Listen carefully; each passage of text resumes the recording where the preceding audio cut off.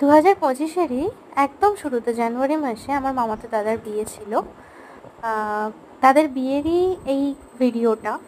আমি বিয়েতে যেতে পারিনি, তাই আমি তাদের রিসেপশনে গিয়েছিলাম। রিসেপশনের ভেন্যুটা ছিল শ্রীরামপুর রাজবাড়ি। অনেকেই হয়তো চেনে, অনেকেই হয়তো চেনে না, বা নামটা হয়তো অনেকেই নতুন শুনলো। কিন্তু এটা বহু পুরনো রাজবাড়ি, এবং সেই রাজবাড়ির মধ্যেই ভীষণ সুন্দরভাবে একটা ডেকোরেশন হয়েছিল। অসাধারণ, এক কথায় অনবদ্য একটা ডেকোরেশন হয়েছিল। আর এই রাজবাড়ির সাথে আমার প্রচুর ছোটোবেলাকার মুহূর্ত জড়িয়ে রয়েছে। এটা এটা এতটাই সুন্দর। কেউ গেলে অবশ্যই আমাকে এখানে কমেন্ট করে একবার জানিও তোমরা গেছো বা কেউ গেছো কি না। আচ্ছা, এই যে গিফটটা দাদা এখন খুলছে, এই গিফটটা আমার পক্ষ থেকে, পার্টিকুলারলি আমার পক্ষ থেকেই দাদা আর বৌদির জন্যই গিফটটা ছিল।